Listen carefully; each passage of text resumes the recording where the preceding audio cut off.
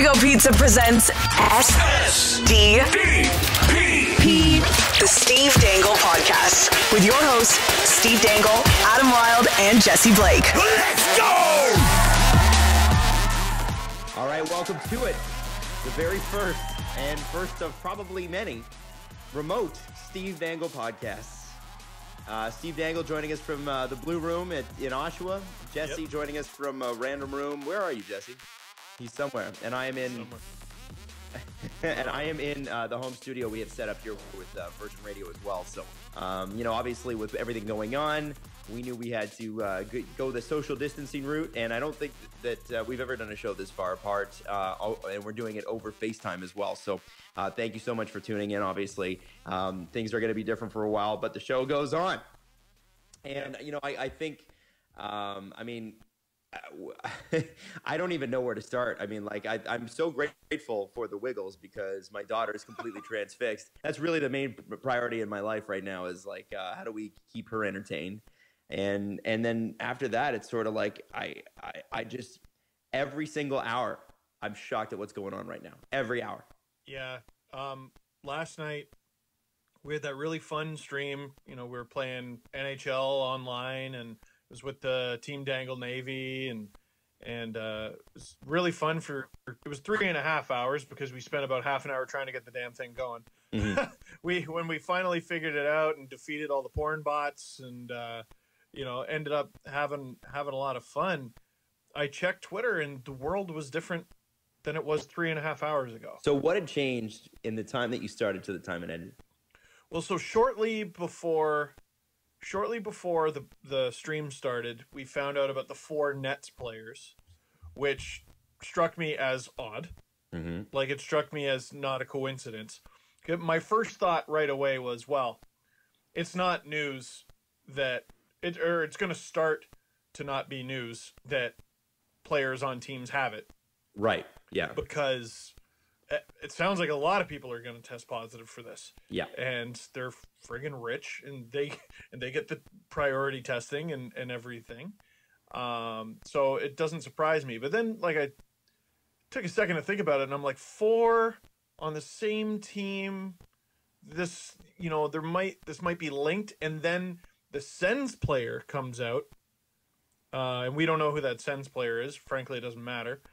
And again, I'm like, well, this is just, soon we're going to get the first Flames player, an Oilers player, and Leafs player, and it's not going to matter. Then we find out they're connected. So supposedly, in the Staples Center, one day apart, the Brooklyn Nets and the Ottawa Senators, for some purposes, can't remember exactly what, they used the same locker room. I believe the Nets used it as an actual locker room. The Sens used it for media. And they, I guess the Nets contracted it there, and the Senators player, one that we know of, contracted it there. And this was on March 7th. So yesterday was March 17th. This was 10 days ago. And they either just learned 10 days after the fact, or it just became public. How many people did they interact with? How many? It's wild. Mm-hmm. And to be honest, we had such a fun time, a great time on the stream, and this show I'm sure will be fun in parts. But that was just one of those moments. It stopped my whole night, and I'm texting people. I had the talk with my parents. What was it? Okay, so tell me about that, because I've had to have that chat too, and it's uncomfortable, man. It's weird. Yeah, sorry, Mom and Dad. I love you. I'm sure. Mom, I know Mom listens, and she's on Twitter and everything. But the talk is stay the hell inside. Stay the hell inside, and it's that simple. And you're not able to do all the things you want to do. Listen, if you got to go to the store for something, I think that's at this point that's basically the only socially acceptable reason to go outside. Yeah, you need something from the store. Adam and I met up yesterday because he had to drop off this microphone that I'm using right now. And Adam, what did we do? We did the shoe thing, the Wuhan shoe thing. We did the toe tap, high five and whatever. Yeah. And by the way, sorry, in such a tense time, in such a tense time. I don't need to get into the scolding that I gave my parents because they didn't really need it that badly. They didn't need much convincing. Dad, stay inside with all your albums and drum set. Okay, right. Like, he was fine, but I'm parked at a gas station in Scarborough where we grew up, Adam, and Adam backs into the spot. Oh my God. He backs into the spot next to me, and in big giant letters on the back of his truck, it just in all capital letters, it's cock. Yeah, man. And the weirdest part about that was the fact that I was driving up the Don Valley Parkway when we were not going fast. By the way, the Wuhan shoe thing, I'm pretty sure is ubiquitous, where everybody knows what I'm talking about. But just in case anybody takes that the wrong way, I want to be clear. It's the handshake that originated out of China because of COVID-19. And I believe there were a few people called it that. But listen, if I obviously meant nothing by it, but just want to clear that up before we talk about this. But I was ahead of me, and he's got this gigantic white, GMC pickup truck, which is quite a bit larger than the Honda Ridgeline that I drive. And so it's like pickup to pickup, and his is like 2 feet longer. And he rolls down his window, and in the politest possible tone, he says, someone wrote something inappropriate on the back of your car. And you can imagine that this guy, and he's very uncomfortable with it. Like, you can tell he's like, and I kind of stopped and said, like, not stop driving, but just sort of paused for a second and then said, well, what is it? And he's like, and he like kind of looks over to a second and he's like, it's cock.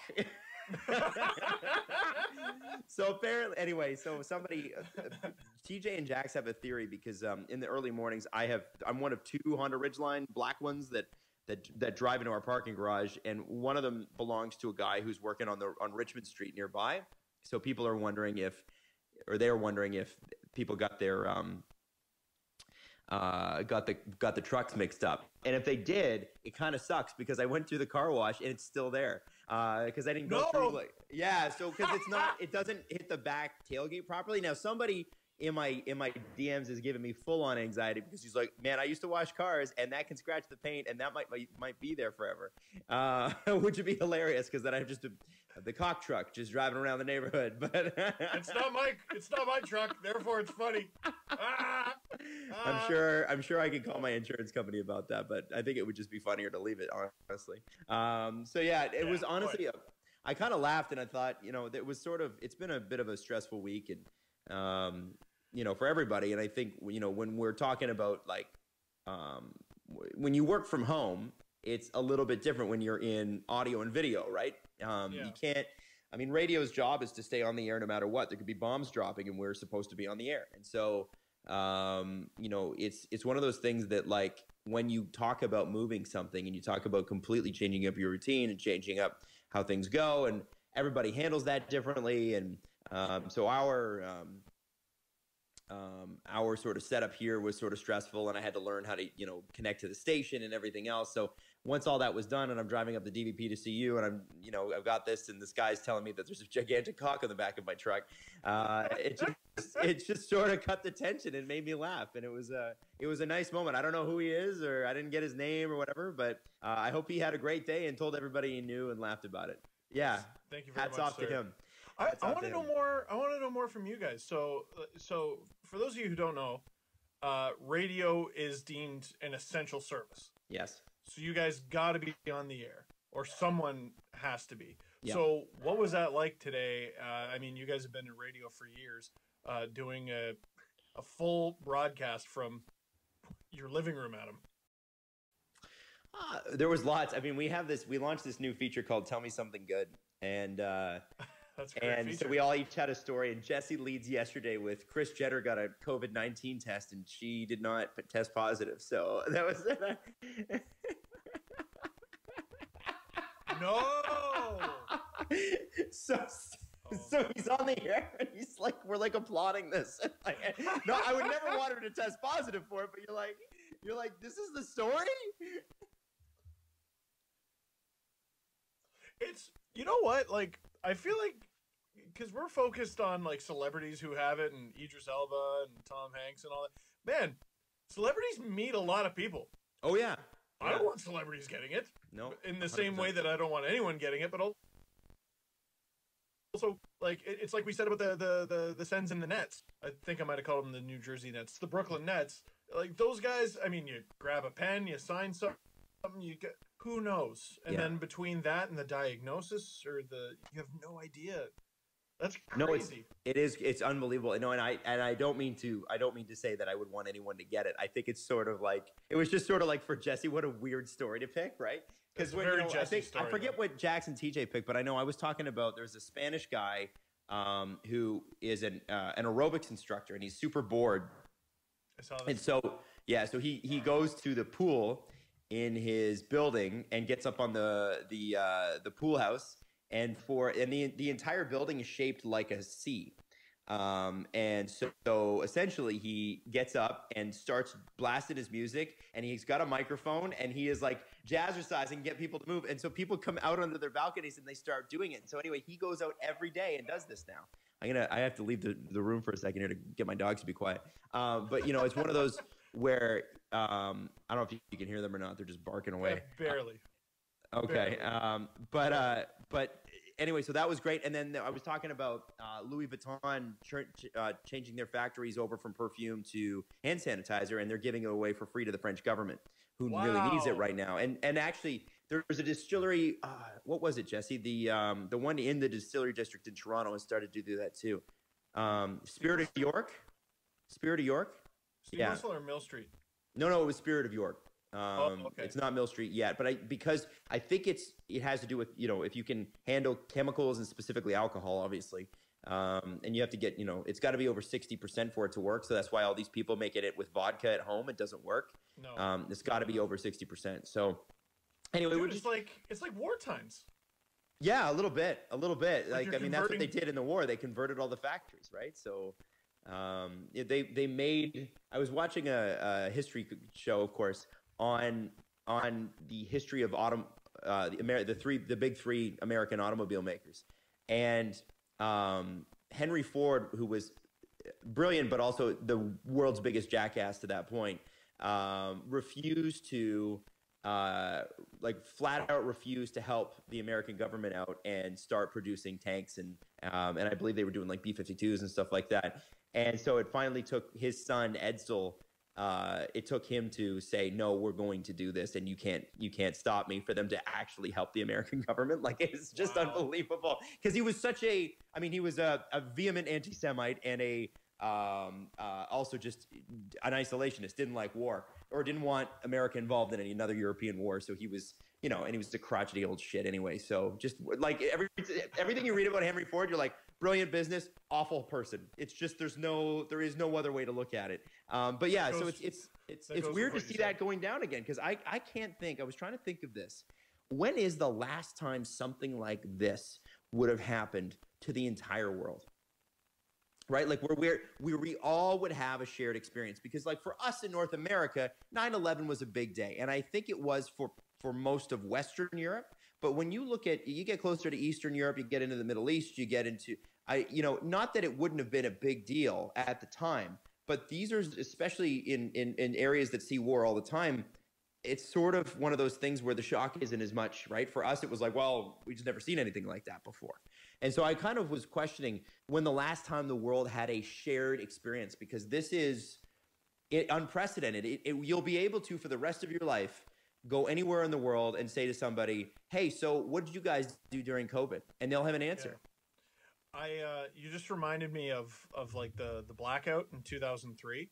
Yeah. And, for some people it was a day. For some people it was 3 days or a week. It was a week, I think. Yeah. And I just remember some reporter was in Iraq, and, I think it was just after the war had finished there. And so many Iraqi civilians were like, "Oh, your power's out." Yeah. Like, you know what I mean? Like, so, like, it's not for us. It was whoa, and I remember where I was, and I remember the experience I had. But for a lot of the rest of the world, it's like, so who cares now? But this is the entire world.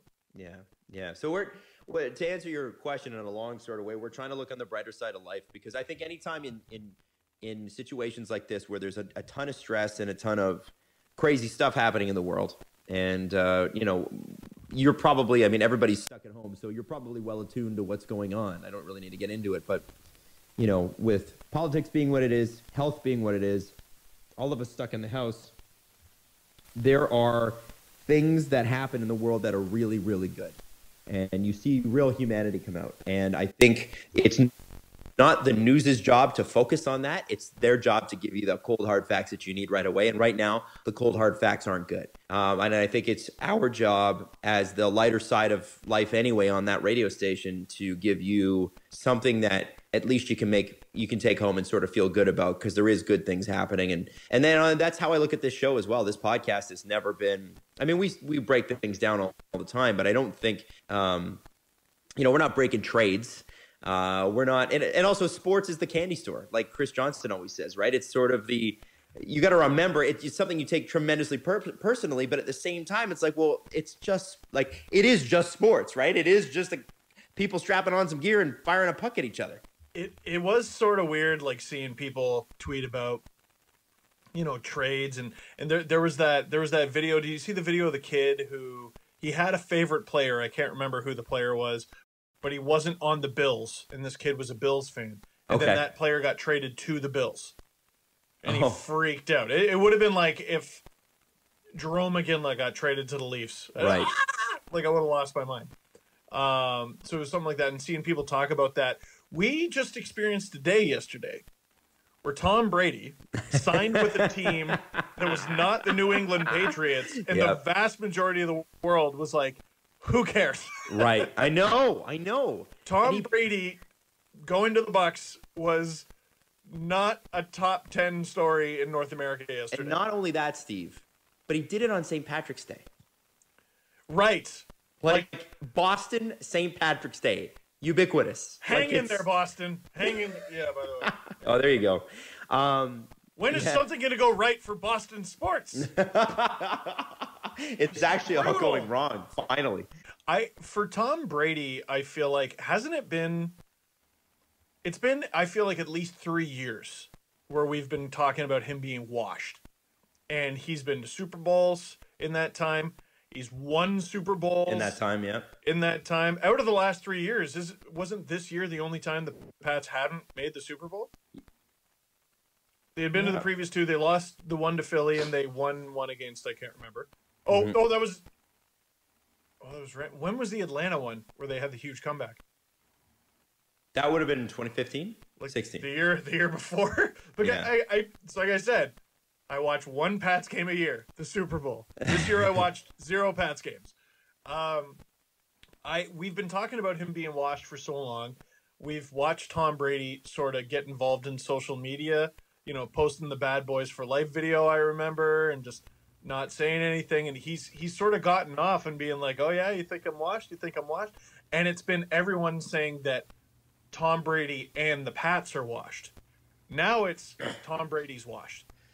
And he's like, I'm gonna prove you wrong. I am so not washed. I'm gonna win with the Bucs. Yeah, who have no defense, no defense, and they better do something about that defense. I saw that defense live, and it is holy. Like Jameis Winston had a pretty good game by Jameis Winston standards that last game of the season, and the Bucs just cannot hold the line. There's just nothing. There's nothing there. They can't stop the run. The pass defense is pathetic. And they have weapons on the offense, but they've done nothing to address their defense. They could have just kept Jameis Winston and taken that money, that $30 million, and put it into 5 defensive players if you could find them. And I think you have a much better team next year. I'm not really sure why 1 year of Tom Brady is going to do this for you. And I think it was just the 1 year, right? He signed for 1 year. I believe so. I don't think the contract is official yet. Oh, I guess it wouldn't be, right? Because I don't think free agency is even open. Why? What's happening? Yeah, exactly. I think there's like a negotiation period like there is in the NHL, right? Yeah, it's like when on June 29th, we already know where some free agents are going. Right. Right. So there was, and the tweet was so insane because they were saying the meeting to get the deal done or the negotiation. The meeting was Tom Brady, Derek Jeter, Lightning owner Jeff Vinik, and Bill Gates. Why Bill Gates? I don't know. He's got a lot of money. And who owns Yeah. who owns the Buccaneers? I gotta look that up. Maybe his signing bonus is an Xbox. I don't know. Or That's Windows 8. unbelievable. The Glazer family. So they own I guess the Glazer family own the Lightning too, eh? Huh. Sure. I believe you. Well, you just said Jeff Glazer, did you not? Jeff Vinnick. Vinnick. Or he's I don't know who CEO. that Or is. Yeah, I don't know who that is. Vinnik. Yeah, it was Jeff Vinnick owns he owns the Tampa Bay Lightning and is a minority owner in the Red Sox. Wow. And he is served on the board of Boston. governors. Served on the board of governors for Liverpool FC as well. Jeez, not bad. Yeah, I don't know, but you know what? That's the thing. Like, Tampa's such a great place anyway. It's such a great place to play and great place to have a family. And even if he doesn't like it, he doesn't have to be there very long, I guess. But I was sort of, Jesse, to answer your question. Mm-hmm. I think there's a part of Tom Brady who wants to prove to the world that he doesn't have to have Bill Belichick to win games.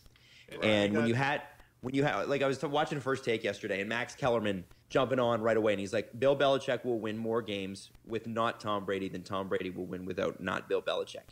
And interesting, and I think there is, whether or not that's true, Max could be right. I can't really dispute him on that. I think the Patriots right now are a better constructed team than the Buccaneers would be. We'll see how the rest of the offseason plays out, but Bill Belichick took a fourth round, 150-pound teenager and turned him into Tom Brady. Wasn't he sixth? Yeah. Oh, was he? Yeah. Like sixth round. Like he couldn't even do like a chin up at the combine. Like he was just this little wiry kid. Body like a bag of milk. Yeah, yeah. And that's sort of like, not all quarterbacks are jacked, but you kind of look at it and think, okay. Most people would not have expected Tom Brady to be the guy that he was. No, he didn't. And so I think Tom Brady, who is an athlete and who is the greatest quarterback of all time, probably is like, you know what? I'm a little tired of listening to Bill Belichick after 20 years. And I think, secondly, he wants to go, if I truly am the greatest, then I better challenge myself and see if I can do this in a completely new system next year. Because it takes a long time for new quarterbacks and brilliant quarterbacks like Tom, who have high IQs and great accuracy, to step into a new system and really know it inside out. And that's what the magic of the Patriots was, is they had such a defined system that they could take guys who were nothing and turn them into Wes Welker and turn them into, like, they just plug and play, and these guys would play really well. They wouldn't pay them much, and then some other team would come in and sign them, and they'd have another guy come up who you're like, who the hell is this guy? And all of a sudden, it's a great player. And I think that's what makes the Patriots, plus Tom Brady, plus Bill Belichick. So I wonder what I bet Tom is just sort of thinking, to me anyway, I can still do this in the same way that Brett Favre did. I think Brett Favre, Aaron Rodgers was ready to go. So they had to say, Brett, we got to move on. And he's like, well, I still got football in me. And he did. Like, he played really well for the Vikings. Went to an NFC title game. Yeah. Like, I mean, it's not... He was no slouch. I think with the Jets, it was sort of sad, but, he had a lot of hard miles. I don't blame athletes for wanting to do that. I think athletes leaving their team for, an extra couple years somewhere else, unless it's like Martin Brodeur, where he played like 4 games and you're like, are you serious, dude? And he was clearly washed. Like, he was clearly not an NHL goalie the year before. And so I think, in that, if Tom Brady goes and he's successful, I don't blame him. It'd be like people who have an issue with things being, pictures being a little crooked. Like, who cares that he played for another's team? It's your type A-ness that's bothering you, right? You know what I mean? It's that type A, like, no, it has to be one city, one only. You have to only play for the Patriots. Yeah, one city only. I think we have or you can play for 3, but not 2. Sorry, type A-ness. Yeah, type A-ness. I didn't mean it to say it like that, but hey, whatever. It kind of works, right? Really interesting. I want to say it was on Chicklets. They were talking to Jordan Bennington, and you were talking about, Aaron Rodgers was ready to go, and so Brett Favre, you got to go. Jordan Bennington is on Chicklets, and the young goalie who got pushed down and kicked out of a job. What was him? When Martin Brodeur was there, it was Jordan Bennington, and it took years for Bennington to get that shot back. And then, as fate would have it, years later, when years later when the Blues are trying to send Bennington down to the ECHL, they're trying to assign him. It's Martin Brodeur having that conversation with him because he's with Blues management. So this guy who shafted you out of a job in the first place is now going, sorry, kid, you got to go to the coast. And Bennington, with huevos grandes, said no to Martin Brodeur. Wow. No, screw you. Assign me to Providence or whatever. It's an awkward little clip. Did they end up doing that? Yeah, so he refused assignment to the ECHL because he was allowed to, and he ended up playing in Providence in the AHL with the Bruins affiliate. Because they share it, don't they?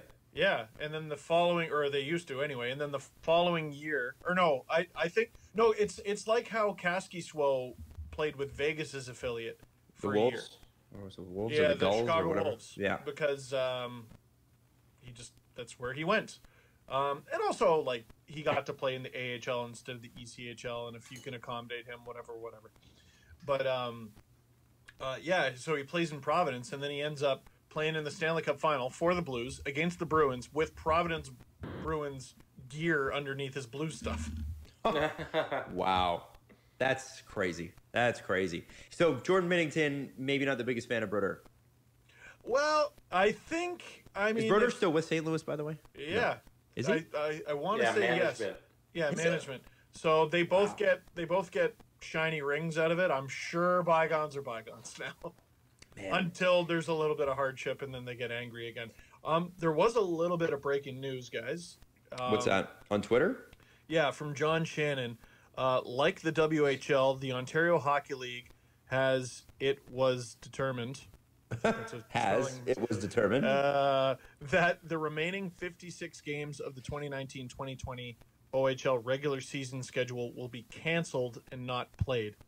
So I believe that's all. By canceled, does he mean not played or played? It's a mess of a tweet, but it is news. John, what's happening over there? Oh, John. Oh, John. Canceled and not played. Canceled, okay.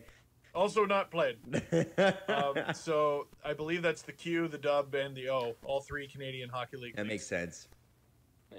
And just to update you guys, Brodeur is an advisor to hockey operations in New Jersey. Huh. Yeah. So he's back with Jersey. Interesting. He left St. Louis in 2018. Steve, are you okay? So we're back. We had a bit of a technical glitch. Steve took off his headphones and it threw FaceTime off. Somehow, for some odd reason. In all seriousness, you got an update on the John Shannon tweet. Yes, so the OHL released a statement. You want me to just read the thing? Yeah. Okay, so I'll read the thing.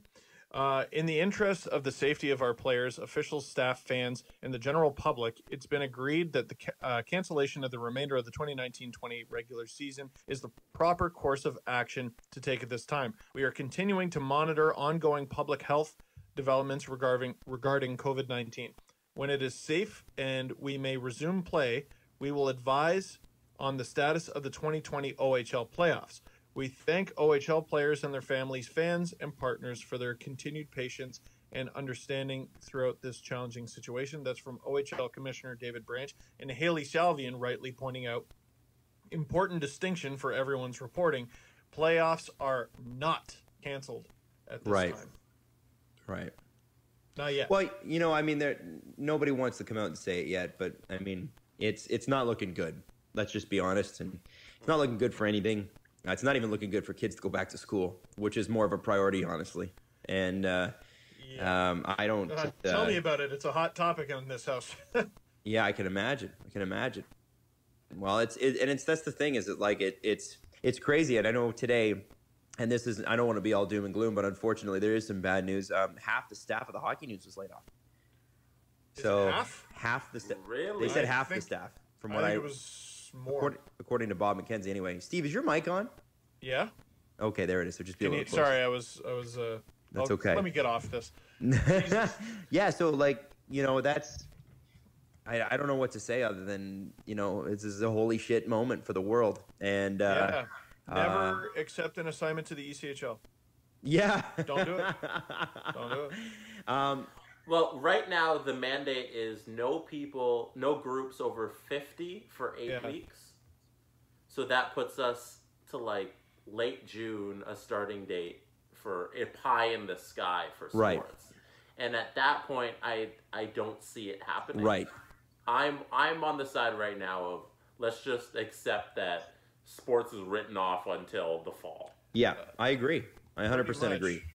Well, you know what, and that's the thing. We gotta prioritize here. There is Luke Fox got around to doing an article about the salary cap. Now, I don't believe the salary cap can go down, or maybe it can. But he said, "What would a flat cap look like for the Leafs?" And this is kind of scary. He says, "Up front, Toronto has a pair of bargain bin price impending unrestricted free agents who've injected maturity and leadership into the group, those being Kyle Clifford and Jason Spezza. But would they continue to accept something near league minimum? On the back end, the expectations is that, Tyson Barrie and Cody Ceci walk, clearing space for guys like Rasmus Sandin and Timothy Liljegren, who are, easy on the cap. But you've got two established veterans on the blue line, in Muzzin and Riley, both lefties. Is that enough to contend? How do you add via free agency?" And he says, less clear are the fates of the club's restricted free agents, guys like Dennis Mulligan, Jeremy Bracco, Pontus Aberg, Adam Brooks, Ilya Mikheyev, Travis Dermott, and Freddie Gauthier as well. I mean, there's a lot. And I guess they said technically 2021 free agents are eligible to re-sign in July 1st, but in light of the new uncertainty, it makes sense for both players and executives to delay the negotiations until there's some clear cap projection. And that leaves the Leafs with two more pieces that you have to worry about, Zach Hyman and Frederik Andersen. And then if you've got to commit raises to people, you've got Muzzin, Engvall, Hall, and Jack Campbell all making more money next year. That's an extra $4.5 million. So that's basically Cody Ceci's money. And that would have to be absorbed by the team. I don't believe they have much extra money left. And you've got, it leaves you with trading pieces like Kapanen, Johnsson, and Kerfoot. And the problem with the Johnsson thing is that it looked like he was really coming on. But with that knee injury and him not really performing up to, where he was capable of and what he was doing last year under Mike Babcock, you kind of sort of wonder, the guy that they clearly don't want to trade Kapanen because they could have done it several million times already. And they would have had reason to. Johnsson, it seemed like they were leaning towards because he had the most value. But I think at this point you have to look at Alexander Kerfoot, and not because he hasn't played like Alexander Kerfoot usually plays. What, love him or hate him, I tend to like him. People that don't like him, it's like, well, you knew what he was, right? Or maybe you didn't. But one of those three, or maybe two, might have to go, and that's kind of a crazy scenario to think about. What if? So there's that. That's assuming they stick to the rules as they are. Right? But I just feel like coming out of this, how many episodes ago? It feels like it goes up a month every episode. We talk, oh man, this is going to go into April. Oh man, this is going to go into May. Jesse just said June. For the NBA, we heard July. They're coming up with contingency plan. Did you see that psychotic plan that they have for the NHL? And this is the player proposal. So I've got it in front of me right now. Now, first off, I'm going to drop Igor Aronko's tweets on you first, and then I'm going to get into that plan. So Igor Aronko said, hearing the NHL is considering a 24-team get-to-the-playoffs round-robin format if this season is going to be resumed, of course. Now, chances are that probably won't happen at this point, the way things are looking, right? We're talking, things are just sort of starting to go down in China now, and they were dealing with this starting in November. So that's a 5-month or 4.5-month trajectory, which puts us into mid to late summer. Now, here is the player proposal for how to finish out the year, assuming that you can get back and play hockey and be safe by early July. Now, I don't know how this would work because you still have expiring contracts. So I'm not sure. They must have put some provision in there that said, whatever contracts you had, you play out. But the training camp would be early July. The 2019-2020 season would finish in late July. Playoffs would be August and September. Then they would do the draft and free agency in October, have a month off, and then the 2020-2021 season begins in November, just like the NBA does. The NBA starts in November. Yeah. The thing is, the NBA plays way more games per week than the NHL does because on wood. Yeah, and it's there are different demands, right? There are different physical demands. Like you can't body check and cross check somebody in the NBA. It happens. But, it's not a part of the rules. And so, the wear and tear on players it's a little bit different. And I think looking at this, I don't understand why. I mean, I understand for the teams that are good teams, and I say this as a fan of a playoff team at this moment anyway, that I understand why teams want to play for it. But the injury risk and the exhaustion and all of the other things that would go into pulling something like this off, it seems, I don't know if it seems worth it. I guess the injury risk goes down, or people get healed up in this time, and assuming they stay in shape, it's okay. But like a month off and then playing for another 6-7 months after that, I don't know, man. I don't know. Well, and like you think of a miracle story or such an inspirational story like Connor McDavid's, rehab from the PCL injury. Let's say, hoping this all gets fixed and everything, and that plan is what they end up going with. What happens with Connor? Like, does he just miss all that time? Does he opt for something completely different? And if he does opt for surgery, it probably affects his whole career. And what's going on? What does it mean for, so many people. One thing I do love about this is you are seeing a lot of ridiculous optimism from people. Yeah. And it's fine. Like I don't even have the heart to tell them that's ridiculous. No, it's great. It's so many people are like, hey man, Muzzin and Super back. Like once the season starts again, maybe even Janssen. And I'm just like, you know what? You're right. You know what? I hope you're right. Yeah. I don't even have the heart to tell them not to hope for that. We should all be hoping for that, shouldn't we? We should all be hoping for sports to return, and all your favorite players will be back, and your favorite team is gonna win, and you're all gonna cheer. Like it's the magical Disney movie that I'm hoping for. One fun thing I saw is that the Brooklyn Nets right now are the 7th seed in the Eastern Conference, and the Raptors are the 2nd. So they play in the first round. And people are like, if the NBA comes back in June, Kevin Durant and Kyrie Irving might be healed up. So it might be Raptors versus KD and Kyrie in the first round. Especially considering what happened with KD last year in the finals in Toronto, too, with the injury and the people cheering for it. Like, I think, he'd probably want some redemption. Yeah, but I hear those things and I say, yeah, that'd be fun if that's reality, but I don't think that we're anywhere close to those types of things. No, well, and I would think some of these players, like, they have more money than God, like, probably have, like, some sort of basketball court in their house. Who's got an ice pad in their home? You know what I mean? Like, none of these hockey players, or who the hell's training right now? Like, you can do as much off the ice training, dry land training, as you want, but like everyone, it's like jump ball. Because you can't go to rinks. Like, you're not allowed to get together. It's funny. Like, I'm still having to correct my instincts. Like, I remember being like, all right, gonna have time off. I'm gonna make the most of it. You know what? I'm gonna go to lots of public skates.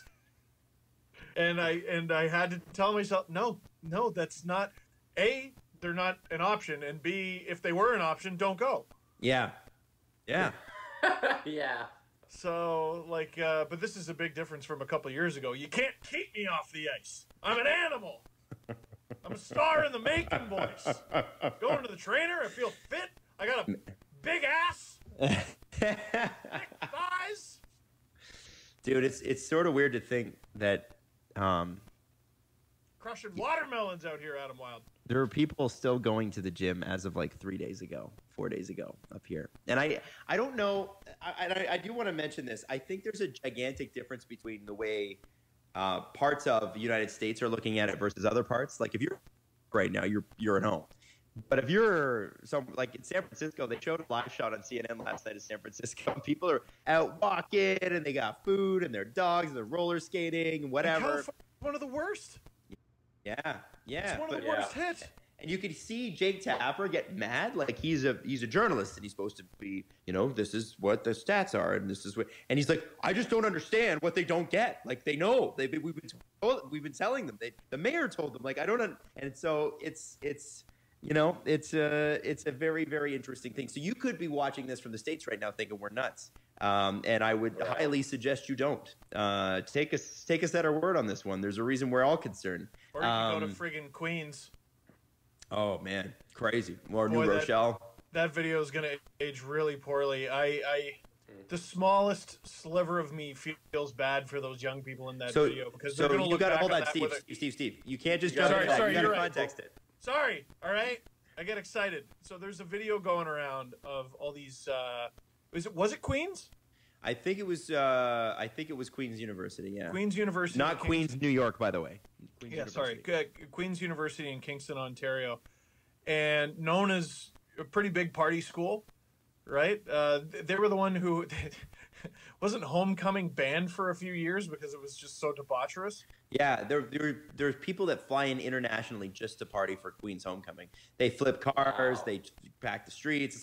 It's like New Orleans on Mardi Gras. It's like nuts. Yeah, it's crazy that they shut down Queen's homecoming. Like, if they have to shut that down, that means like Western just has to stop being a school. Right. Like, just shut the whole thing down. But anyway, so it was St. Patrick's Day, and all these students are like, woo, and they're going nuts and just going out and having a great time like they usually would, and like they're giving interviews into the mic just about like, we don't care, it's gonna be fine. And this one girl's like, whatever, like I'm immunocompromised and I'm not worried about it. And like I have the tiniest sliver of empathy because I'm just like, God, that video exists forever now. It's such an important time in history, and it's you just being a moron in front of the world. Which she says she self-medicates. Yeah, so she'll be fine. She was that day, that's for sure. Unbelievable. I had to self-medicate after watching that video. I'm stocked on whiskey. Gee. It's a sad thing, and I just hope, I hope that her, that she doesn't get it. Like, I really do. Like, Yes. For most of those students, I'm like, you're such inconsiderate assholes. You're gonna spread it to other people and hurt people. For her, I'm like, you might die because you drank shitty green beer. Yeah. Oh yeah. 100%. So I got to tell you about this thing. So we were telling Steve about this before the show, and Jesse told me about it this morning. It is one of the most unbelievable, ridiculous online trends to emerge, especially since the quarantining has happened. I love this. Okay, so people don't know this, but just like with Instagram and with Facebook and Twitter too, you can go live on TikTok. And so you can broadcast anything you want. Lots of celebrities are, and I think, isn't that how Vanessa Hudgens got into trouble yesterday? Was it TikTok or was it Instagram? No, she was on Instagram Live. Oh, okay, all right. So Vanessa Hudgens, spouted off her basically the dumbest comment, and I won't even repeat it. You can look it up if you want to. The IG stands for ignorant. Yep. Yeah. Oh man. And what was the best? I think the best tweet was, how can you tell that all the public relations people are off too? That's a good one. So here's the thing. So the trend is you go to sleep, but you leave your TikTok live on. So people watch you sleep. And like, what's wrong if you were to watch someone sleep, a stranger sleep, you go to jail. Like, and I just find it really funny that people are signing up to do that. It's crazy. Jesus. They're like, yeah, just watch me. And Jesse, I don't know, have you seen a lot of these, or have you seen a lot of them? Yeah, I'm gonna pull up a video for you. Okay. So 1 second, keep going. Anyway, so you got to think about. I want to go off on TikTok when you're done. Well, go ahead. Oh well, no, not yet. Was it about the algorithm thing? It's about a lot of things. All right. You're upset about TikTok? Oh, old man Steve is mad about TikTok. So people are also making money while sleeping on TikTok. How? So there's one man, he's from China, and he sleeps on TikTok every night, and he makes around $4,000 by streaming on TikTok. A night? And it's just from gifts. So just like Twitch, you can just donate like $5 to a streamer, $2, whatever. And he does this on TikTok, and he gets virtual gifts that are worth up to, it says 76,000 won, which is $11,000 US. Whoa. Is what he's made. Yeah. Why? Is he good looking or something? Sometimes he has nearly 1 million followers. No, He's just an average guy. Just kind of sleeps on TikTok. Dude. There's like comedians who have been doing it for over a decade who sleep in their car. And this guy sleeps. What do you do for a living? He said, I really don't want to live stream myself sleeping anymore. Thank you guys for coming to see me these days, but I don't plan to do it anytime soon. He has experienced the feeling of being an internet celebrity, and he'll try to produce videos of more quality. So he got over nearly 1 million followers by sleeping, and he said it was too much, so he's gonna stop sleeping on TikTok. I respect that guy. Do I better respect videos. the hell out of that Man, guy. listen. Yeah, okay, fine, but secure the bag also. So right? keep flipping doing it. All you have to do is sleep. No, you keep going. You keep going, you idiot. You'll never produce quality. It's a little videos. invasive. No one cares about the rest of your videos, man. Okay, no one cares. Okay, all right, honey, I'm going to work.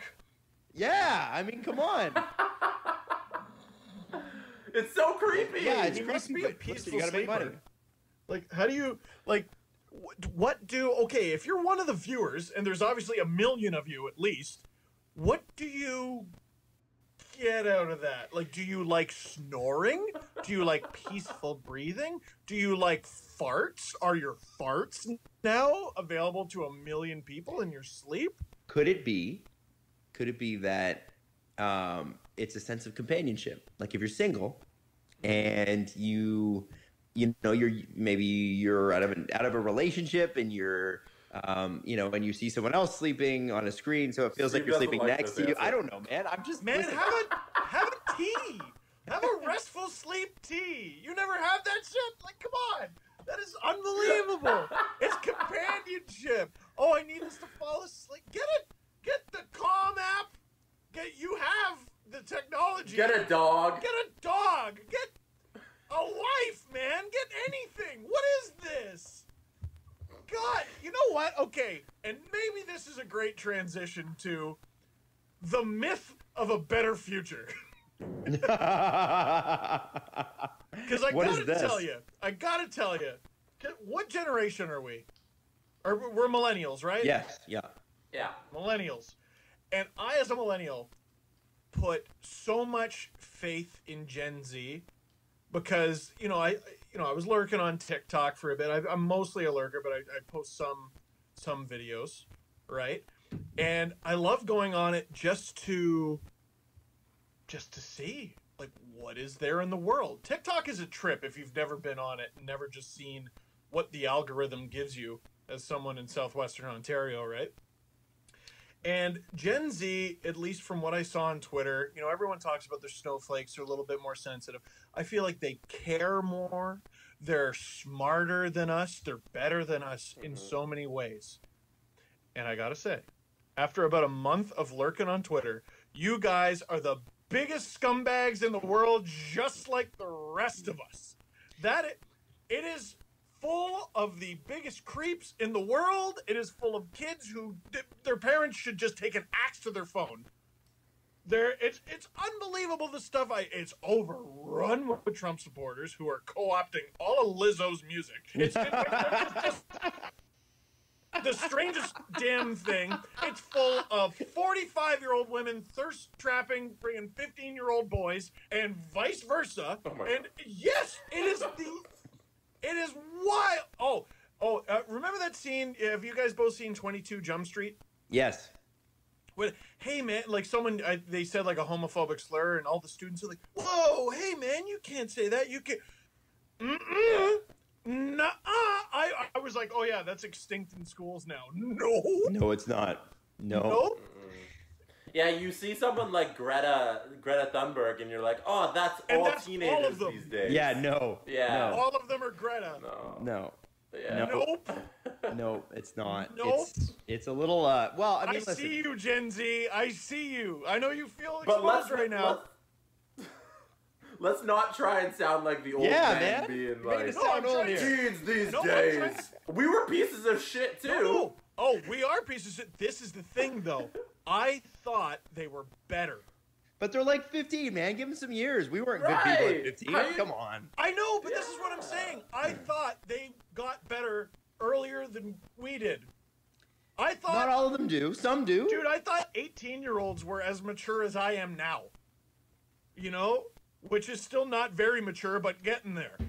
You know, like I think that's a ridiculous thing to assume about an 18-year-old. I know how to code. I realize that now because they're scumbags. Well, they might know how to code, but they don't necessarily know like life is life. You gotta live it. They can be kids, absolutely. But I was just like, we're in they control the future. But the future is in the hands of the kids. Everything is fine. And nope, you're nuts. You're absolutely wild. There you go. Steve Dangle, everybody. There is some really fun stuff, though. Like, of course there is. Well, I don't know if you read the article about their the algorithm, but they basically said anybody who was old, ugly, disabled, fat, poor, they would not get populated into the main thing. So they only populated young, cool, rich-looking kids. So that's how the app grew, is that they said, like, if we don't have good-looking people in our For You, or, you know, following, but in your For You tab, people aren't going to stay on this app. Why are there so many Trump clips, then? Well, that might just be you, man. I haven't seen one. Well, white guy. Well, would definitely like the racist orange man. Throw him in there. One thing that's crazy about TikTok is that you don't really look for it for the people, like your friends or people you follow. It's just, I want to see the random stuff from the internet. You know, Instagram, you don't really spend as much time on the Explore tab on Instagram. You're going through your main feed. Yeah. But on TikTok, you never really go through your feed. You just go through the Explore tab. I don't know. The way they set that up is fascinating. Because then anything can go viral because everybody's looking for these random clips. There's like a couple big TikTokers, or I think they're big. I think maybe they just show up in my algorithm, but they're on reservations. And like it's fascinating. They just show you what their life is like and just all these cultural things that like I never even thought of. Listen, I'm on TikTok for a reason. I do think it's cool. It's so entertaining. Things. But I remember I thought there's this incoming generation of angels, and I'm just so glad that I saw that was a dirty lie. I don't know. Sorry to break. Just so I wouldn't be let down, down, man. I don't know who told me that. My own assumptions. No, we could have told you that. Oh, I know. Well, I'm sure you get angry phone calls all the time, like from I don't know people trying to win tickets and they don't get them. Nah, if people get upset about that, it's like, listen, there's tens of thousands of people playing one contest. Only one person can win. Do you complain to the lottery company every time you don't win the lottery? Like, well, you would. Let's do the press conference. Let's do an extendo. Okay, sure. I want to start with something. Once that's done. All right, go ahead, Steve. Okay, so look down at my phone. I have a text from Andrew Berkshire, and it's just a link to a Jim Matheson tweet. Oh, no. There's no way this isn't great. It's Berkshire talking about Jim Matheson. I haven't read this yet. This is dangerous. I'm ready. What? Okay. David Staples tweeted, "The more we dig into the Oilers season, the more I'm convinced the team will win the Stanley Cup if the playoffs resume. Cabin fever sitting in? Sure. But this Oilers team had just one 2-game losing streak all year. Good digging by Bruce McCurdy." And Jim Matheson goes, "What are you smoking while staying at home and working and ruminating on the Oilers? Win the Stanley Cup?" Jim Matheson's Twitter has been great recently. It has. Yeah, because he's got all these like cranky old man takes. And I don't know, I assume in the same way that I assumed Gen Z was all amazing, I'm like, this guy's going to have crotchety old man takes.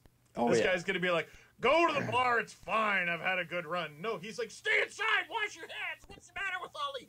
I would assume that David Staples has never watched a Boston Bruins game this season.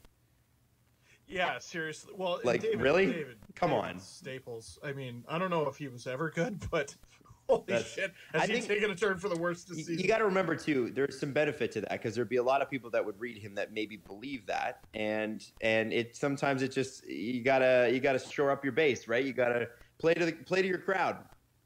Yeah. Yeah. So I think he's wrong. I think they would have done well in the playoffs, but I don't think they were going to win the cup. That's just my personal opinion, but I don't think they're anywhere close. I think you've got teams like Tampa and Boston on the east side. I just don't see how Edmonton gets past that. I think they're far better constructed teams than Edmonton is. Edmonton is a much better team than we expected. But let's be straight here. It's not like nobody was going into this season going, "Oh, Edmonton's a sure lock to even make the playoffs." We weren't. But there is something so beautifully innocent. It's something that I'm trying desperately to do, and I just can't bring myself to do it. Dave Staples is sitting there going, I think they would win, and I'm like, I can't force my mind to be about hockey right now. No, and I can't. He is sitting there, like he's probably like what, in his late 40s, 50s, something like that, and he's sitting there, just having little daydreamies about the Oilers, going, I bet they'd win the cup. I bet. I gotta tweet this. I gotta check the schedule. Did they lose 2 games in a row? Steve? No. Yeah. Steve, have you been talking into the wrong side of your mic this whole time? Yeah, probably. I don't know. How am I supposed Turn to it do around. Talk into the end that says blue. Talking to the end that says blue? Yeah, have you been turning? That's why I said I'm talking in your microphone. My God, this mic is amazing. This mic is incredible. Wow. Oh, my God. This was so worth the money. What the hell? Oh, my God. Dude, what the... Oh, my God. Sorry, I pointed it at myself. This is so good. I wondered when that was happening. I'm like, is Steve have the microphone the right way? And I was like, no, he must. Wow, dude, I don't know. We just did the whole show, and he said, wow. But here, wait, let me turn it. This doesn't sound bad, does it? It sounds like you're on a computer. Yeah. You didn't say anything. Well, I did actually. I said, Steve, are you on your mic? Yeah. Oh my God, this is so good. That is so funny. All right, Jesse, ask away, my friend. First question. I've never used this. Adam Wilde. All right, here we go. Can you explain the mythical founding of Rome and the actual founding of Rome? Romulus and Remus is the mythical founding of Rome. It's two men that were like born from a wolf or something. It's a really bizarre story. Yes. Essentially, one of them was, I don't know, they were like brothers and they became like, I forget the full story, but essentially it was like they came down the river near Rome or whatever, and they're like, we're starting a city here. And then I think one of them got into a fight with the other one, and I think Romulus killed Remus or something like that. And so there was it was super strange, but there's a lot of Roman statues of like little boys suckling on the teat of a wolf. And it's just because they saw wolves as very tough, and they wore wolves like in their army gear, like on top of their heads, like wolf hats, I guess, with the full snout and everything, which is, kind of barbaric to think of now, but it was back then. And the actual founding of Rome was, it was a city that was somewhat democratic, but really a little bit more of an oligarchy. And they got into a fight with their neighbors. They was like a city-state, like Athens or Sparta or whatever. And essentially through their neighbors were the Etruscans, who were richer and bigger, but the Romans were tougher and had better martial skill. And basically over time, they beat the Etruscans, and there was some people in the mountains in the Alps. I forget what they were called. It's not Samnites, were they? Anyway, they took over these areas that are very Roman and very Italian now, but back then they were seen as like 10 kilometers away back then seemed like the other side of the world, right? So most people didn't leave within a kilometer of their house. So anyway, that's a very basic, not precise way to describe how Rome was actually founded. Adam, are you still getting used to the fact that you have a microphone? Yeah, I'm getting used to. All I want to do is talk because I sound amazing. Oh, sorry, I don't mean to bogart that. Please continue. No, Adam. Here, I have an idea for a quarantine podcast. Okay. Okay. I'm embarrassed by how good I sound. I want Adam is asked history questions that he can only answer off the top of his head, and then later fact checked by a historian. Oh man, well, I know we have historians that listen because they message me all the time and they're like, "You got this wrong," and I'm like, "Okay, well." Well, and no one can be an asshole to you. I mean, they will, but like, dude, he's doing like stuff he read when he was 23 off the top of his head, nearly a decade later, and nailing it. It's not my area. You know, being precise has never been my strong point, and history is all about precision, right? So that's why people have said, like, why don't you start a history podcast? I'm like, nah, it's not for me. I'd rather just listen to them and enjoy them. I love history, but I think it's so important that you get those details right, and you have multiple sources and all those things. I've got a morning show, a kid, and this show to deal with. There's too much on the go already. Careful, Adam. It's still March. Yeah, right? And that question was from Clayman. Thank you, Clayman. God, I feel like next question I feel like comes such a from dumbass. You're not. JB Von R. Yeah. Steve, do you ever think you're going to write another book? I've already been. Also, what would it be about? Well, I've already been approached to. I have a few ideas. If I ever write another book, so I have a plan to like start in the morning one day and just do a live stream of me reading my whole book front to back. Like I'll literally bring the coffee machine down here and just put on a pot and read it all day and maybe answer questions or a question between each chapter. It'll take me like 8 hours, at least. It'll take me a long time to do it. It's 326 pages. My next book will not be 326 pages. It'll probably be something more on actually being a Leaf fan or Leaf memories or things from the Leafs throughout the years.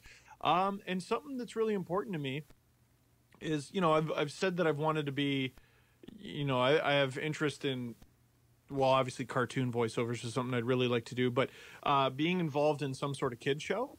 Like it was cool to be on the CBC Kids podcast, Gary the Unicorn and the Story Store, which it's available on the podcast app if you want to entertain your kids. It's called the Triceracord.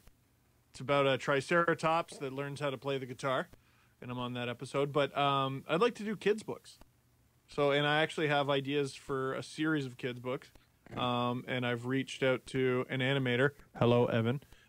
To help get some sample artwork done for those kids books.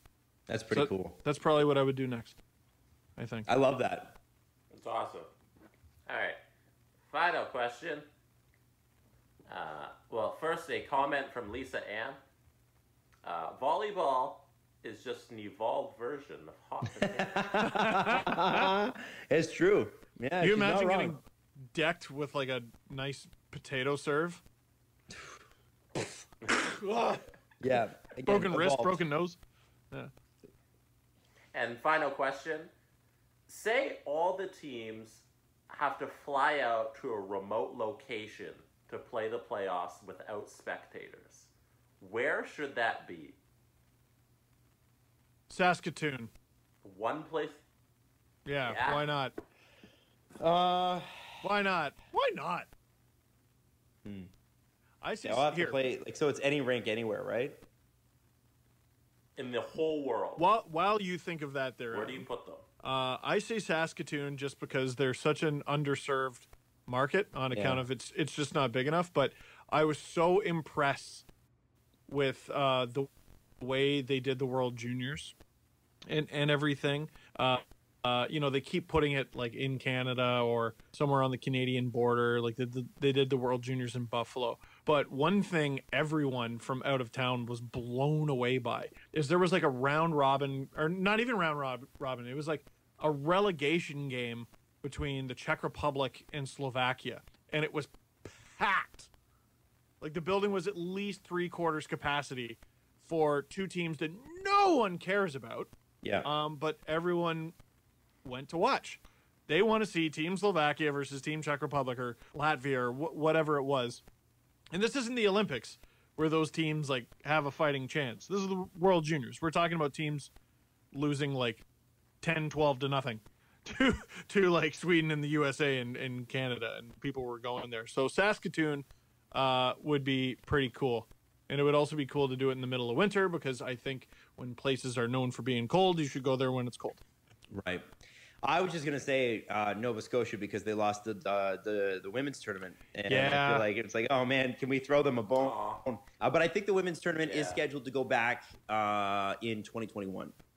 So I think it is going back there, but it's almost like you feel so bad for people that had something and then had it taken away, as many people have.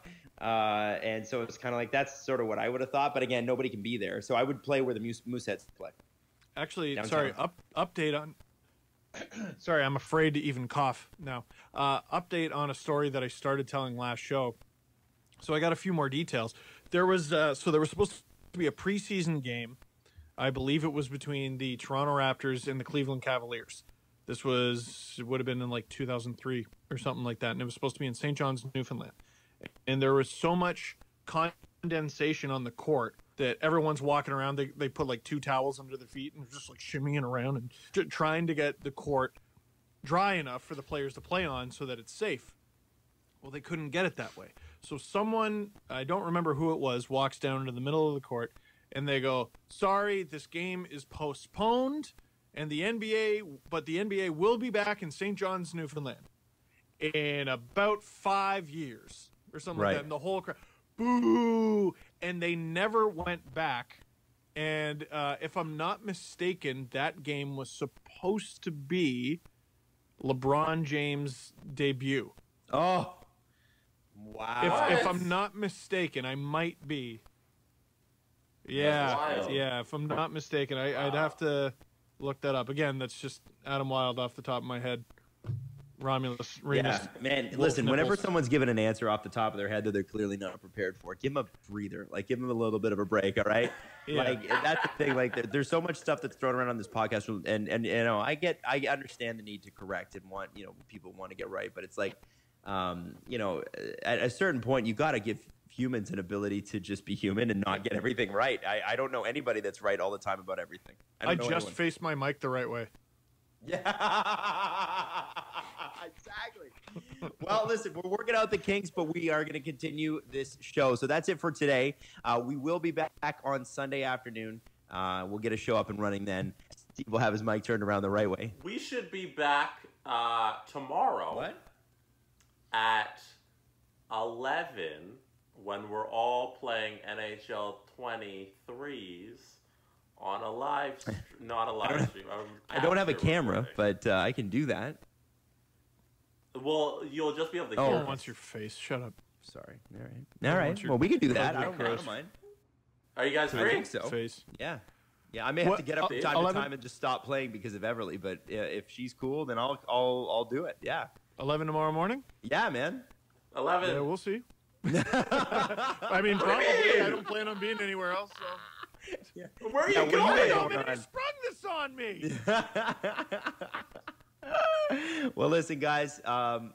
Thank you so much for tuning in. Thank you for continuing to tune into the show. It means a lot to us. It really does. And you know, we're gonna sort out whatever kinks we have with today's episode. It'll get better and better and better. It's our first remote, and you know, we would just ask you, even if you don't really think this is a serious thing, to take precautions. Hurts nobody.